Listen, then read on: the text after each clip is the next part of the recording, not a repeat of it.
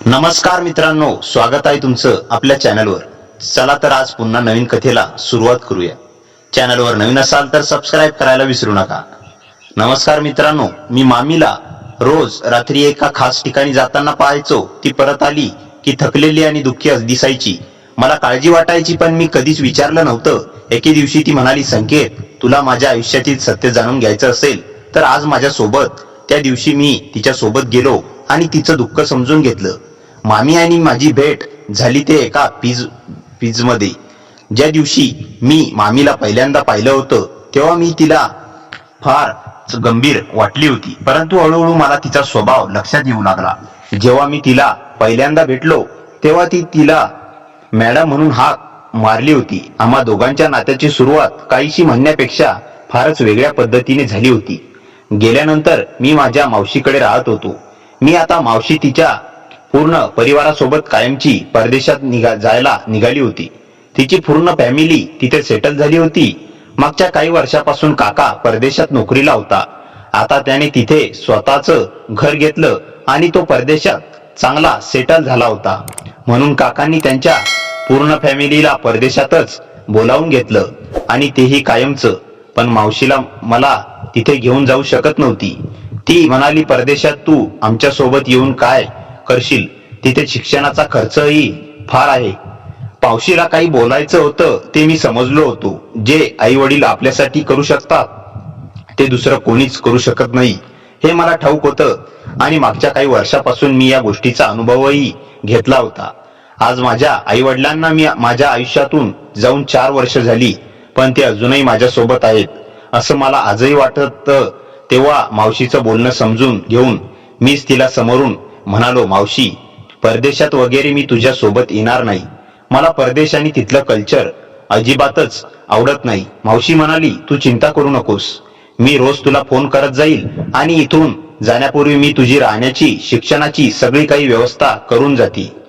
मावशीने मला राहण्यासाठी एका पीजी मध्ये माझं ऍडमिशन केलं आणि तिथे कॉलेजमध्येही माझं ऍडमिशन करून दिलं होतं. ती म्हणाली, तुला आता काही कुठल्याही गोष्टीसाठी मदत हवी असेल तर मला फोन कर. मी नक्की तुझ्यासाठी हजर राहील आणि कधी मी नसले तरी मी कोणाला ना कोणाला तुझ्याकडे नक्कीच पाठवेन. मी मावशीचे आभार मानले. आजपर्यंत तिने माझ्यासाठी जेही केलं होतं ते माझ्यासाठी खूप होतं. त्या दिवशी मावशी परदेशात जाण्याआधी मला माझ्या पीजी मध्ये सोडायला आली. तिथे गेल्यावर माझी भेट एका सुंदर तरुणीशी झाली आणि तीच होती मामी. मावशी मला तिथे सोडून निघून गेली. त्यानंतर मी त्याला मॅडम म्हणालो. मॅडम, माझी राहण्याची खोली कुठे आहे, मला तुम्ही सांगाल का? तेव्हा त्या म्हणाल्या, बहुतेक तू थोडासा सायलेंट दिसतोय. इथे आल्यापासून तू बघितलंच नाही का इतर मुलं मला मामी म्हणून का हाक मारतायत? मग तू मला मॅडम का म्हणतोयस? इथे मी कोणाची मॅडम नाही. इथे येणाऱ्या प्रत्येक मुलाची मी मामी आहे. त्याप्रमाणे आजपासून मी तुझी ही मामी झाली. मला मामी म्हणून हाक मार आणि ती बघ, समोर तुझी खोली आहे. तिथे जाऊन तुझं सामान ठेव आणि आजपासून तिथे राहा. दुपारी 2 वाजता जेवायला ये. तेव्हा मामीने मला तिथले काही नियम सांगितले, जसं की ओघाच गोंधळ घालायला नाही, बाहेरचे मित्र तिथे आणायचे नाहीत, वेळेवर पीजी मध्ये यायचं. असंच बरंच मी सगळं मान्य केलं. त्या रात्री मामी माझ्या खोलीत आली. येऊन तिथे जमिनीवर तिथं अंथरून लावलं. ती खोलीत आली तेव्हा मी जागाच होतो. तीही तिथेच राहणार हे समजताच मी उठून बसलो. मी तिला विचारलं, तुम्ही इथे काय करत आहात? ही माझी सेपरेट खोली आहे. मला शेअरिंग नको. मला एकटं राहायला आवडतं. मगापासून 5 मिनिटं झाली मी बोलत होतो, पण ती माझ्याकडे दुर्लक्ष करून तिचं काम करत होती. मग मी तिला म्हणालो, मामी, तुमची दादागिरी चालणार नाही. मी आत्ताच मावशीकडे तुमची तक्रार करतो. तेव्हा ती म्हणाली, मी मगापासून तुझी बडबड ऐकते आहे. तुझ्या बोलण्यावरून असं वाटतं की तुझ्या मावशीने तुला काही गोष्टी सांगितल्या नाही. बरं, मी तुला आता सांगते, ऐक. माझं पीजी पूर्णपणे फुल होतं. तुझ्या मावशीने तुला इथे राहण्यासाठी माझ्याकडे रिक्वेस्ट केली आणि मला जास्त पैसे द्यायचे ही म्हणले, पण मी जास्त पैसे घेतले नाही. तुमची गरज ओळखून मी तुला मदत केली आहे. ही खोली माझी आणि मी तुला माझ्या खोलीमध्ये ऍडजस्ट केले आणि तेही जास्तीचे पैसे न घेता. खरं समजताच मी मामीची माफी मागितली आणि शांतपणे झोपी गेलो. दुसऱ्या दिवसापासून माझं कॉलेज सुरू झालं होतं. मी वेळेत उठून नाश्ता करून कॉलेजसाठी निघालो. असेच दिवस जाऊ लागले. बघता बघता महिना उलटला, लवकरच आमची ओरल सुरू होणार होती. म्हणून मी आता रोजच्या वेळेत न झोपता जागी राहू लागलो होतो. आणि तेव्हाच माझ्या नजरेत काही गोष्टी आल्या. त्या रात्री मी नुकताच अभ्यास करून पाठ टेकवली होती आणि तेवढ्यातच खोलीचा दरवाजा उघडला. तेव्हा रात्रीचे 1 वाजले होते. मी मामीला आत येताना पाहिलं. तेव्हा तिचं अंथरूण लावत होती. तेव्हा ती मला फार थकलेली दिसत होती. ती मला अडक करताना दिसली. एवढ्या रात्री उठून मी तिची विचारपूस करावी ही गोष्ट मला योग्य वाटली नाही. म्हणून मी माझं शांत झोपी गेलो. आता मी गोष्ट रोजच होऊ लागली. आता मध्यरात्री रोज 2 तर कधी 3 वाजता मामी मला थकलेल्या अवस्थेत खोलीत येताना दिसू लागली. हळूहळू तिची अवस्था मला फारच विस्कटलेली जाणवू लागली. पण आजपर्यंत मी तिला काहीही विचारलं नव्हतं. एकदा सुट्टीच्या दिवशी पीजी मधली बरीच मुलं त्यांच्या कॉलेजच्या मैत्रिणीसोबत बाहेर फिरायला गेली होती. तर काही मुलं त्यांच्या घरी फॅमिलीला भेटायला गेली होती. पण माझी ना कोणी फॅमिली होती ना मी बाहेर कुठे फिरायला गेलो होतो. तसे माझे कॉलेजमध्ये मित्र होते. तेही सुट्टीच्या निमित्ताने ट्रिपला गेले होते. परंतु ट्रिपसाठी माझ्याकडे पैसे नव्हते. त्यामुळे मी पीजी मध्येच होतो. मधून 2-3 मुलं त्या दिवशी पीजी मध्ये होती. दुपारी जेवण झाल्यावर सहजच फेरफटका मारत मी टेरेसवर पोहोचलो. टेरेसवर मामीही होती. ती तिथे घरगुती काम करत होती. मला पाहून तिने मला गेल्या काही दिवसांपासून मला एक प्रश्न पडला होता आणि त्या दिवशी मी मामीला तो विचारूनच टाकला. मी तिला विचारलं, मामी, तुमचे पती कुठे दिसत नाही. तुम्ही नेहमी एकट्या असतात. मामीचं लग्न झालेलं होतं आणि हे तिच्या सासूरवाडीच्या शृंगारावरून दिसून यायचं. तेव्हा मी तिला तिच्या पतीबद्दल विचारताच ती काही क्षण शांत राहिली आणि मग म्हणाली, ते प्रवासात असतात. मी विचारलं, प्रवासात म्हणजे नेमकं काय? ती पुन्हा तेच म्हणाली, माझे पती प्रवासात असतात. ते बाहेर दौऱ्यावर असतात. त्यांचं कामच तसं आहे. मी समजून घेतलं. पण आता जवळजवळ मला त्या ठिकाणी 2 महिने होत आलेले होते आणि 2 महिन्यांपासून मामी एकटीच मला पीजी मध्ये काम करताना दिसली होती. बाकी तिला मदतीसाठी 2-3 मावशी कामाला होत्या. पण मालक म्हणून ती एकटीच दिसायची. असाही मी तिची जास्त विचारपूस करणारा कोण होतो. तेव्हा मी तिला तिच्या कामात मदत करू लागलो. मी म्हणालो, मामी, मला घर कामाची सवय आहे. माझ्या मावशीकडे असताना मी घरातील बरीच कामं केली. तेव्हा तिनेही मला काम करण्यापासून थांबवलं नाही. बघता बघता दिवसामागून दिवस जाऊ लागली. मामी बऱ्याचदा माझं विस्कटलेलं सामान जागेवर ठेवून द्यायची. कधी कधी ती मला रागवायची सुद्धा नाही. आता पीजी मधील मुलं चिडू लागली होती की एवढी स्ट्रिक्ट व्यक्ती तुझ्याशी व्यवस्थित शांत शब्दात बोलती, आमच्याशी तर एक शब्द नीट बोलत नाही. मी मुलांच्या बोलण्याकडे आजपर्यंत दुर्लक्ष केलं होतं. पण नकळत माझं लक्ष मामीच्या खाजगी जीवनात जात होतं.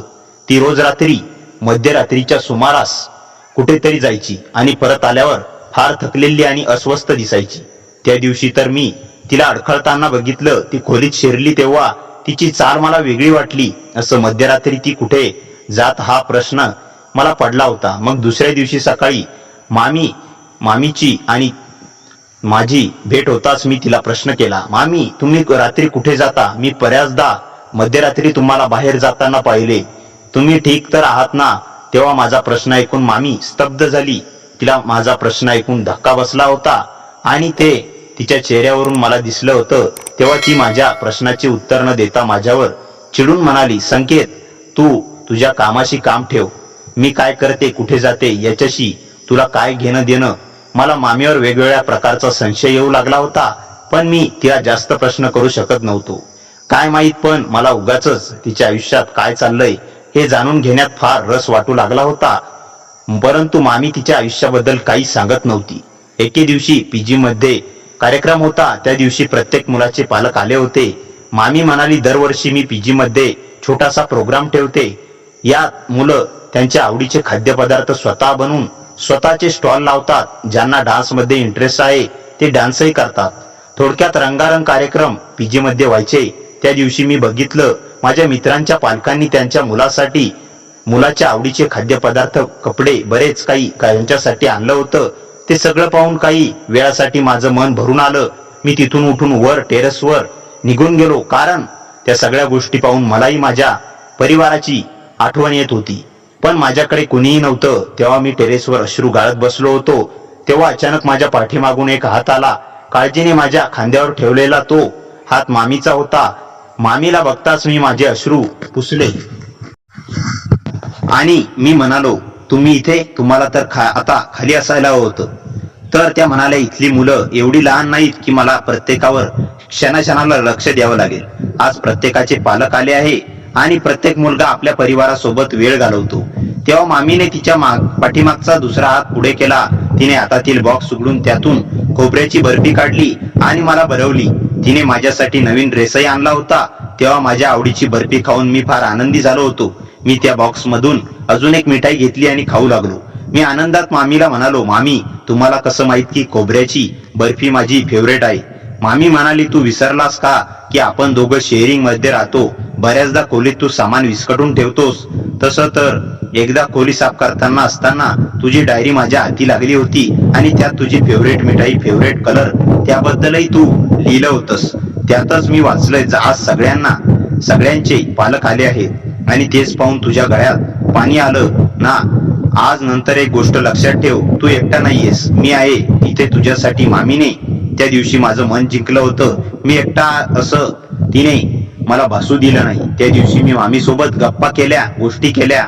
मला वाटतच नव्हतं की ती आमच्या पीजी मध्ये मॅडम आहे. असं वाटत होतं की जणू काही ती माझं कुटुंब आणि कोणीतरी माझ्या जवळची व्यक्ती आहे असंच मला वाटत होतं.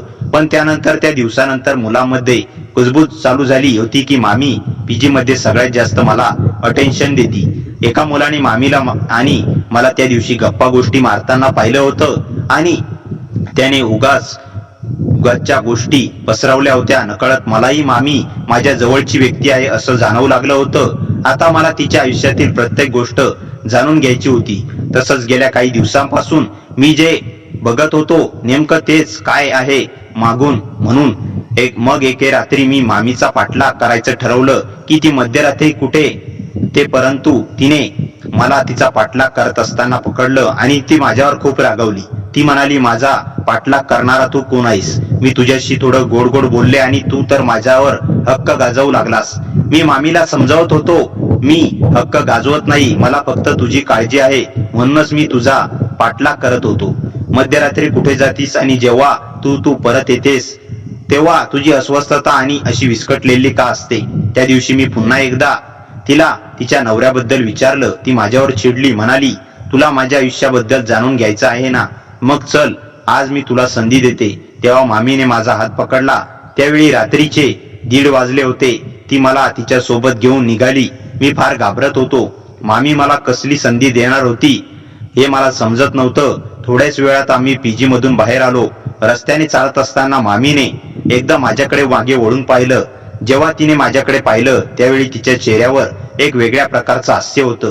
ते पाहून काही सेनांसाठी मी घाबरून गेलो होतो. काहीच वेळात आम्ही एक निर्जन रस्त्यावर पोहोचलो जिथे रात्रीचा काळ दाट होता. 2 किलोमीटर अंतरावर एखाद्या खांबावर लाईट चालू होता आणि रस्त्यावर एकही गाडी नव्हती. तो निर्जन रस्ता होता. तिथे जाऊन आम्ही एका झाडाजवळ थांबलो. तिथे एक दगड होता.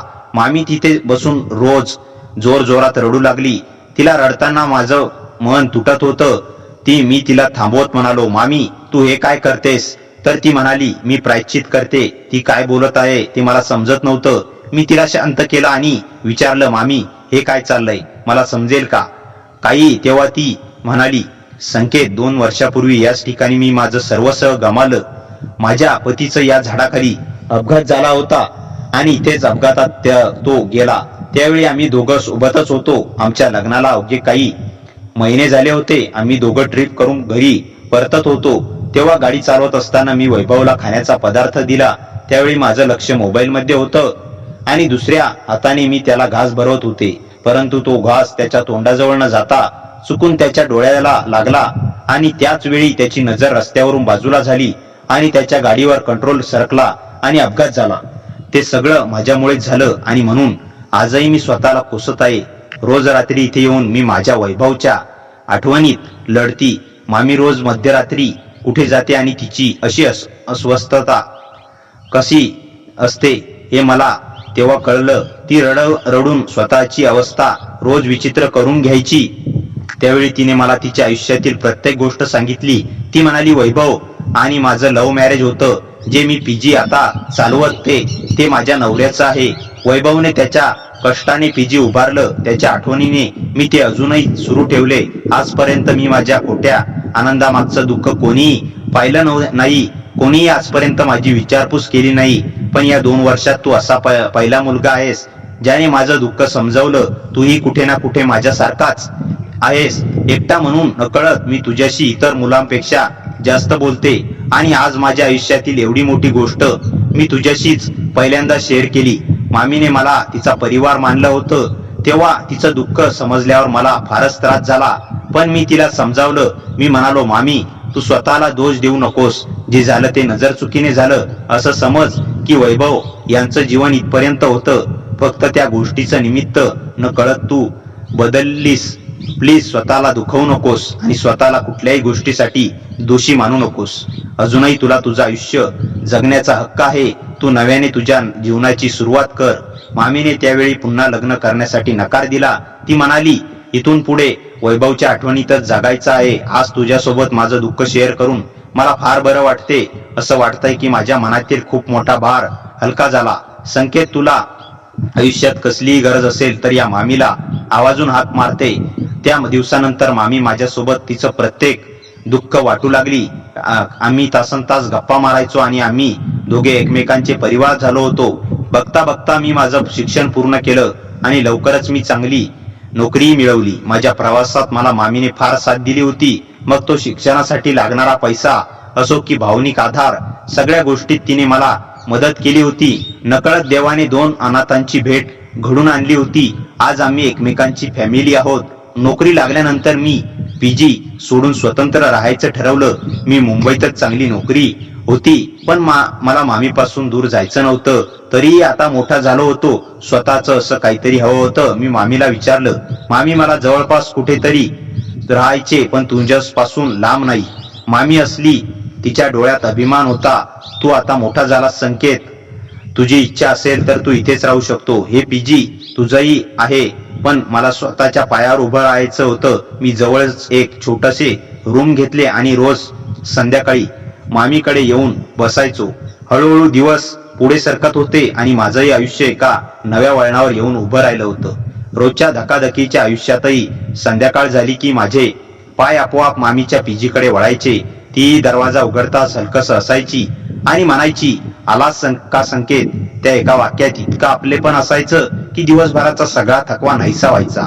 आता आमचं नातं कुठल्याही नावात बसणार नव्हतं, पण ते खूप खरं आणि घट्ट होतं. एक दिवस मी नेहमीप्रमाणे पीजी मध्ये गेलो, पण त्या दिवशी वातावरण काहीसं वेगळं वाटत होतं. मामी नेहमीप्रमाणे हसत नव्हती. तिच्या चेहऱ्यावर थोडी चिंता दिसत होती. मी तिला विचारलं, काय झालं मामी, तू ठीक आहेस ना? ती थोडा वेळ शांत राहिली आणि मग म्हणाली, संकेत मला तुझ्याशी एक महत्वाची गोष्ट बोलायची आहे. तिचा आवाज थोडा गंभीर होता. मी लगेच तिच्या समोर बसलो. ती म्हणाली, माझ्याकडे आता हे पीजी चालवणं कठीण होत चाललंय. खर्च वाढतोय आणि मला आता थकवा जाणवतोय. हे ऐकून माझ्या मनात धक्का बसला, कारण हे पीजी आणि तिच्या आयुष्याचा आधार होता, तिच्या आठवणींचं घर होतं. मी शांतपणे म्हणालो, मग काय विचार आहे तुझा?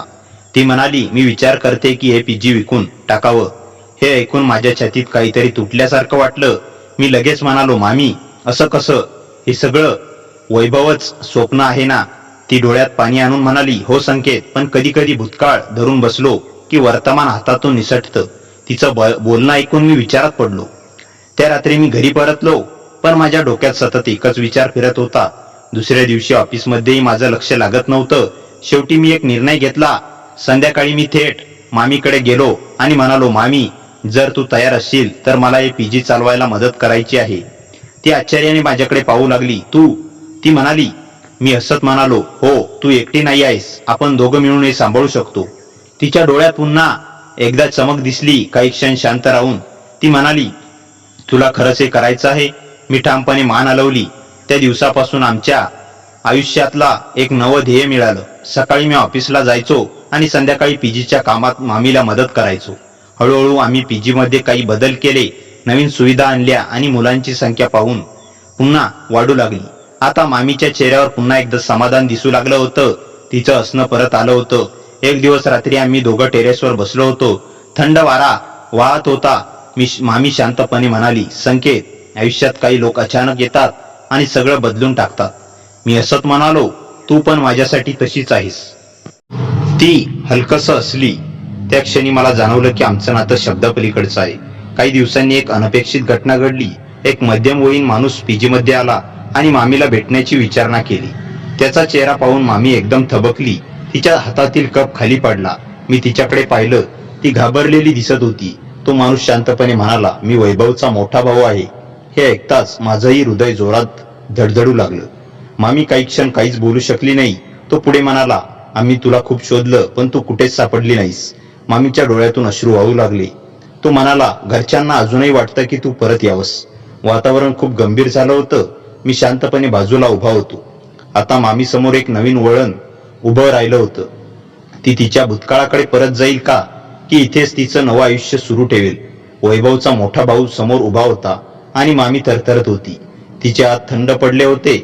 मी तिच्याजवळ उभा होतो, पण काही बोलू शकत नव्हतो. तिने हळूच विचारलं, तू इथे कसा? तो शांतपणे म्हणाला, 2 वर्ष झाली तू एकदाही घरी आली नाहीस. आई आजारी आहे. तिला तुला भेटायची खूप इच्छा आहे. मामीच्या डोळ्यात अश्रू थांबत नव्हते. तिच्या छातीत साचलेलं एक दुःख एकदम बाहेर उसळलं. मी घरी कशी परत गेले असते, सर्वांनी मला दोष दिला असता. माझं मला चेहरा पाहत नव्हता. ती रडत म्हणाली. वैभवचा भाऊ तिच्याकडे शांत नजरेने पाहत म्हणाला, कुणीच तुला दोष देत नाही. अपघात होता तो. अपघात. तू स्वतःला शिक्षा केली 2 वर्षे. आता पुरे. मामी काही बोलू शकत नव्हती. मी मात्र तिला थांबवू शकलो नाही. माझं मनही दाटून आलं होतं. तो पुढे म्हणाला, तू तयार असशील तर उद्या सकाळी माझ्यासोबत चल. आई तुला पाहण्यासाठी तडफडते आहे.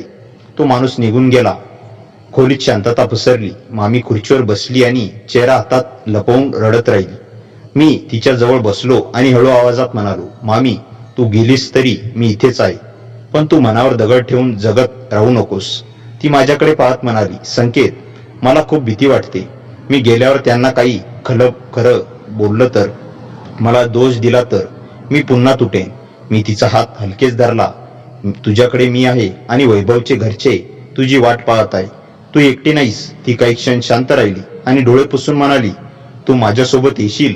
मी एकही क्षण न थांबता म्हणालो, हो मामी, मी तुझ्यासोबत येईन. दुसऱ्या दिवशी सकाळी आम्ही दोघेही वैभवच्या भावासोबत निघालो. गावात पोहोचेपर्यंत मामीच्या हाताला थरथर होती.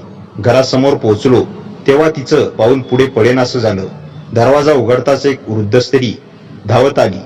तिचे डोळे लाल झाले होते, पण नजरेत प्रेम भरलेलं होतं. स्मिता, माझी मुलगी, तू कुठे होतीस एवढे दिवस? मामी तिच्या पायाशी बसून रडू लागली. आई, माझ्यामुळे झालं सगळं. माझ्या चुकीने वैभव. पण त्या आईने तिच्या तोंडावर हात ठेवला आणि म्हणाली, पुरे, अजून एक शब्द नाही. तू माझी मुलगी आहेस. तुला दोष देण्याचा अधिकार मला नाही. जे झालं त्या दिवसाला दोष आहे. तो क्षण इतका शांत, इतका भावनिक होता की माझ्या डोळ्यांनाही पाणी आलं. काही वेळाने आम्ही घरात गेलो. सगळे तिला पाहून खुश होते, पण काही नजरा अजूनही शांत होत्या, थोड्या प्रश्नांनी भरलेल्या. संध्याकाळ झाली तेव्हा आम्ही बाहेर बसलो होतो. मामी हळूच बाहेर आली आणि माझ्या शेजारी बसली. ती म्हणाली, संकेत, तू नसतास तर मी इथे कधीच परत आले नसते. मी तिच्याकडे पाहिलं आणि म्हणालो, मामी, हे तुमचं घर आहे. तुम्हाला परत यायलाच हवं होतं. ती असली, पण त्या हास्यामागे अजूनही एक वेदना होती.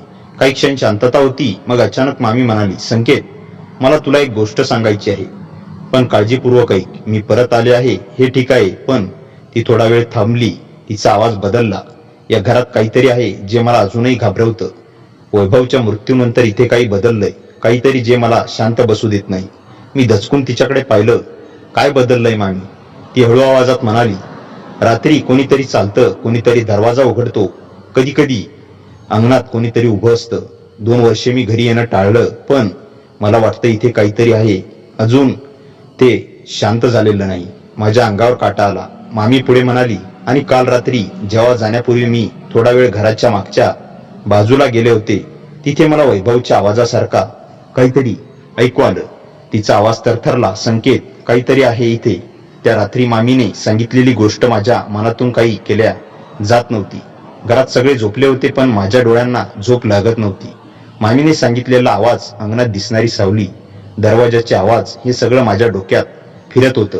मी ठरवलं की आज काहीही झालं तरी मी जागाच राहणार आणि काय घडतं ते स्वतः पाहणार. रात्री साधारण 12 वाजता वाजले असतील. घरात पूर्ण शांतता होती. फक्त भिंतीवरच्या घड्याळाचा टिकटिक आवाज ऐकू येत होता. मी हळूच उठलो आणि दरवाजाजवळ जाऊन उभा राहिलो. काही वेळ सगळं शांत होतं, पण अचानक घराच्या मागच्या बाजूने काहीतरी हलकासा आवाज झाला. माझं हृदय जोरात धडधडू लागलं. मी हळूच दरवाजा उघडला आणि पावलांचा आवाज न करता बाहेर पडलो. अंगणात काळोख पसरला होता. चंद्रप्रकाशात झाडांच्या सावल्या हलत होत्या. मी आजूबाजूला पाहत होतो आणि तेव्हाच मला कोणीतरी उभं असल्यासारखं वाटलं. एक आकृती झाडाजवळ. माझ्या अंगावर काटा आला. मी धैर्य गोळा करून थोडं पुढे गेलो आणि मोठ्या आवाजात म्हणालो, कोण आहे तिथे? त्या क्षणी ती सावली हलली आणि अचानक गायब झाली. मी थरथरत मागे सरकलो. ते स्वप्न नव्हतं, काहीतरी होतं तिथे. तेव्हाच मागून मामीचा आवाज आला, संकेत, तू इथे काय करतोयस? मी दचकून मागे वळलो. मामी माझ्या मागे उभी होती. तिच्या चेहऱ्यावर भीती स्पष्ट दिसत होती. मी तिला सगळं सांगितलं. ती काही क्षण शांत राहिली आणि मग हळू आवाजात म्हणाली, मी सांगितलं होतं ना, काहीतरी आहे इथे. आम्ही दोघंही आत आलो, पण आता भीती आणखी वाढत होती. दुसऱ्या दिवशी सकाळी मी ठरवलं की यामागचं सत्य शोधायलाच हवं. मी गावातल्या काही लोकांशी बोलायला सुरुवात केली. सुरुवातीला कोणीही काही सांगायला तयार नव्हतं, पण शेवटी एका म्हाताऱ्या काकांनी मला बाजूला नेलं आणि हळू आवाजात म्हणाली, तू ज्या घरात राहतोयस ना, त्या घरातल्या अपघातानंतर काही गोष्टी बदलल्या आहेत. लोक म्हणतात की त्या रात्री फक्त अपघात नव्हता, काहीतरी वेगळंच झालं होतं. माझ्या मनात प्रश्न निर्माण झाले, काय झालं होतं? मी विचारलं. ती म्हणाले, त्या रस्त्यावर आधीपासूनच विचित्र घटना घडतात. काही लोक म्हणतात तिथे एक सावली आहे जी लोकांना गोंधळवते. कदाचित त्या दिवशीही तसंच काही झालं असेल. हे ऐकून माझ्या अंगावर काटा आला. म्हणजे मामी स्वतःला ज्या गोष्टीसाठी दोष देत होती, कदाचित ती पूर्णपणे तिची चूक नव्हती. मी लगेच घरी परतलो आणि मामीला सगळं सांगितलं. ती स्तब्ध झाली. तिच्या डोळ्यात पुन्हा एकदा अश्रू आले, पण यावेळी त्या अश्रूमध्ये वेगळीच भावना होती, आश्चर्य आणि थोडीशी सुटका. ती म्हणाली, म्हणजे कदाचित मी पूर्ण दोषी नाही. मी ठामपणे म्हणालो, तू कधीच दोषी नव्हतीस मामी. त्या दिवसानंतर आम्ही ठरवलं की या सगळ्याचं सत्य शोधायचं. त्या रात्री पुन्हा आम्ही दोघंही जागे राहिलो, पण यावेळी आम्ही घाबरलेलो नव्हतो. आम्ही तयार होतो. रात्री साधारण 1 वाजता पुन्हा तोच आवाज आला. आम्ही हळूच बाहेर पडलो. यावेळी ती सावली पुन्हा दिसली, पण यावेळी आम्ही पळून जाणार नव्हतो. मी धावत त्या दिशेने गेलो आणि जे पाहिलं ते पाहून मी थबकलो. कारण त्या झाडाजवळ उभं असलेलं व्यक्ती सावली नव्हती, तो एक जिवंत माणूस होता आणि तो आमच्याकडे पाहून हसत होता. पुढे काय घडलं ते अजून धक्कादायक होतं. त्या झाडाजवळ उभा असलेला माणूस आम्हाकडे पाहून विचित्रपणे हसत होता आणि त्या हास्यात काहीतरी भेसूर होतं. माझं हृदय जोरात धडधडत होतं, पण यावेळी मी मागे हटणार नव्हतो. मी मामीकडे एकदा पाहिलं. तिच्या डोळ्यात भीती होती, पण तीही ठाम उभी होती. मी पुढे जात मोठ्याने विचारलं, कोण आहेस तू? तो माणूस हळूहळू पुढे आला. चंद्रप्रकाशात त्याचा चेहरा स्पष्ट दिसू लागला. चेहरा ओळखीचा वाटत होता, पण लगेच आठवत नव्हता. तो हसत म्हणाला, खूप दिवसांनी कुणीतरी इतक्या जवळ आलंय. त्याचा आवाज ऐकून मामी थरथरली आणि अचानक म्हणाली, हा तर वैभवचा ओळखीचा संजय. माझ्या डोक्यात एकदम प्रकाश पडला. मामीने एकदा सांगितलं होतं की वैभव सोबत काम करणारा एक मित्र होता संजय, पण तो इथे काय करत होता? मी रागाने विचारलं, तू इथे रात्री लपून काय फिरतोयस? लोकांना घाबरवतोयस का? संजय हसला आणि म्हणाला, घाबरवतोय नाही, मी फक्त जे माझं आहे ते पाहायला येतो. त्याचं बोलणं ऐकून आम्ही दोघंही गोंधळलो. मामीने धाडस करून विचारलं, काय म्हणायचं आहे तुला?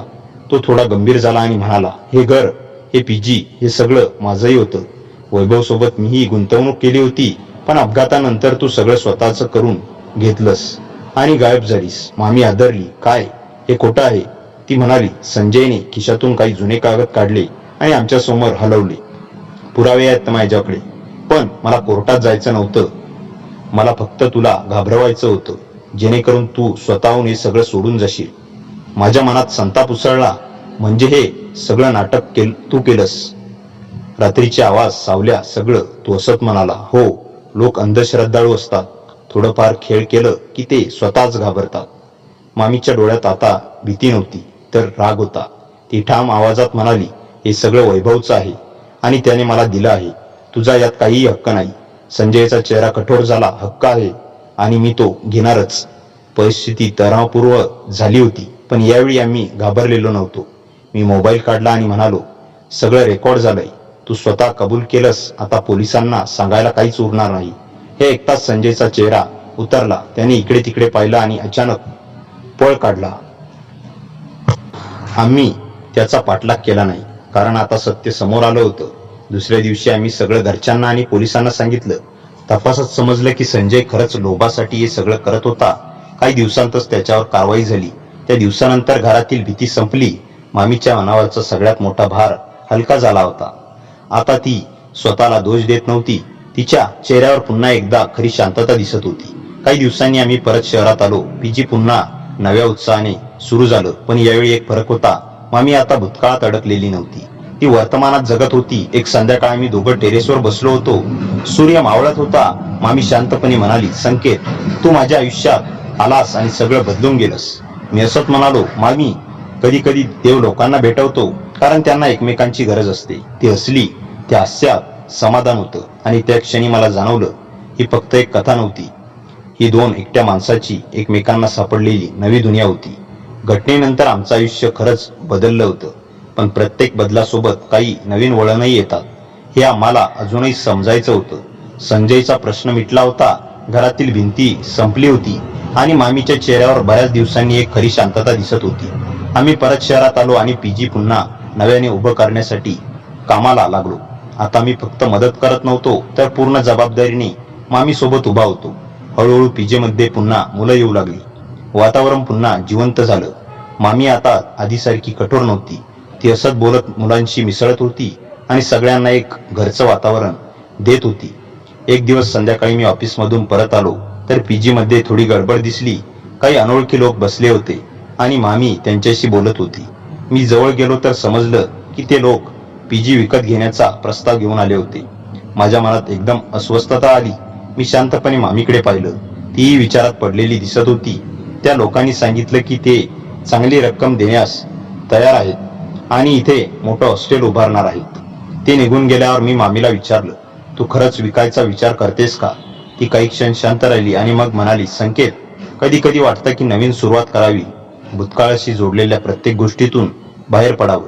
तिचं बोलणं ऐकून माझ्या मनात संघर्ष सुरू झाला. हे ठिकाण म्हणजे आपल्यासाठी फक्त व्यवसाय नव्हतं, तर भावना होत्या. मी थोड्या ठाम आवाजात म्हणालो, मामी, हे फक्त भिंती नाही, हे वैभवचं स्वप्न आहे आणि तुझं आयुष्य आहे. ती माझ्याकडे पाहत राहिली. त्या रात्री आम्ही दोघंही शांत होतो. दुसऱ्या दिवशी सकाळी मी मामीला बोलावलं. ती म्हणाली, संकेत, मी एक निर्णय घेतलाय. माझं हृदय धडधडू लागलं. ती पुढे म्हणाली, मी पीजी विकणार नाही. मला एकदम हलकं वाटलं. पण ती पुढे म्हणाली, पण मला आयुष्यात पुढे जायचं आहे आणि त्यासाठी मला एक मोठा निर्णय घ्यावा लागेल. मी गोंधळून तिच्याकडे पाहिलं. ती थोडं हसली आणि म्हणाली, मी पुढच्या महिन्यात एका नवीन प्रोजेक्टसाठी दुसऱ्या शहरात जाणार आहे आणि काही महिन्यांसाठी. हे ऐकून माझं मन सुन्न झालं. म्हणजे तू इथून जाणार? मी हळू आवाजात विचारलं. ती म्हणाली, हो, पण कायमची नाही, फक्त काही काळासाठी. इथली पूर्ण जबाबदारी मी तुझ्यावर सोपवते. माझ्या मनात एकाच वेळी अभिमान आणि भीती दोन्ही निर्माण झाले. मी म्हणालो, मी हे सगळं सांभाळू शकेन? ती आत्मविश्वासाने म्हणाली, तू नक्की करू शकतोस. मला तुझ्यावर पूर्ण विश्वास आहे. ते दिवसानंतर मी स्वतःला पूर्णपणे तयार करायला लागलो. मामी मला प्रत्येक गोष्टी शिकवू लागली. खर्च कसा सांभाळायचा, मुलांची काळजी कशी घ्यायची आणि सर्वात महत्त्वाचं म्हणजे प्रत्येकाला घरासारखं वाटेल असं वातावरण कसं तयार करायचं. काही दिवसांनी तो दिवस आला. मामी जाण्यासाठी तयार होती. मी दरवाजाजवळ उभा होतो.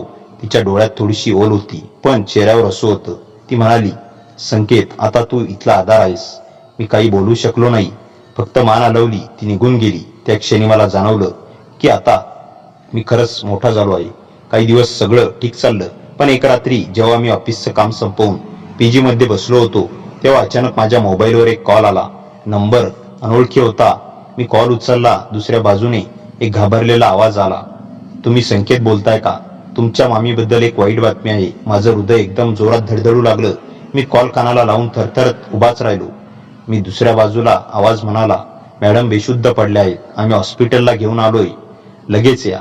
माझ्या अंगातील रक्त सळसळलं. मी एकही शब्द न बोलता धावत बाहेर पडलो. रस्त्यावरची प्रत्येक पायरी जड वाटत होती.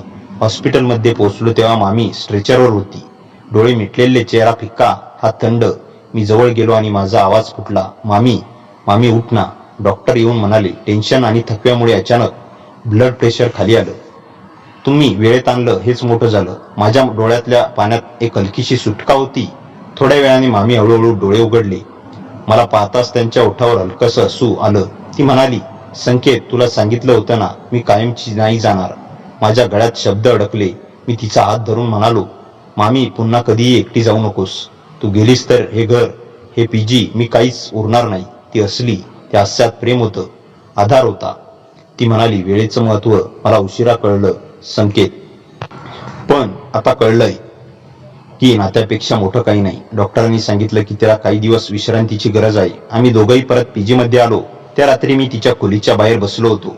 तिने हळूच दरवाजा उघडून विचारलं, इथे काय करतोयस? मी हसून म्हणालो, जगात कुठल्याही गोष्टीचा आवाज आला तरी मी पहिल्यांदा तुझीच काळजी करतो. म्हणून ती माझ्याकडे काही क्षण पाहत राहिली. तिच्या डोळ्यात पाणी चमकत होतं. ती म्हणाली, संकेत, वैभव नसला तरी तू आहेस आणि तूच माझं कुटुंब आहेस. त्या क्षणी माझ्या मनात सगळं शांत झालं. भय, गोंधळ, अंधार सगळं मागे पडलं. त्या क्षणी रात्रीनंतर आमचं आयुष्य स्थिर झालं. पीजी परत फुललं. मामी पुन्हा असत बोलू लागली आणि मी पहिल्यांदाच जाणवलं की काही नाती रक्ताची नसली तरी हृदयाने जन्म घेतात. कथा इथंच संपते. भीतीच्या अंधारातून नात्याच्या उजेडापर्यंतचा प्रवास. आणि शेवटी एवढंच, कधी कधी देव भूत नाही पाठवत, माणसं पाठवतो तुमचं आयुष्य वाचवायला. मित्रांनो, कथा कशी वाटली कमेंटमध्ये नक्की सांगा. कथेला जास्तीत जास्त लाईक करा आणि हाईप करा आणि आपल्या मित्रमैत्रिणींमध्ये शेअर करा. आणि हो, चॅनलवर नवीन असाल तर चॅनलला सबस्क्राईब करायला विसरू नका. भेटूया पुन्हा अशाच इंटरेस्टिंग आणि धमाकेदार कथेसह. तोपर्यंत हसत राहा.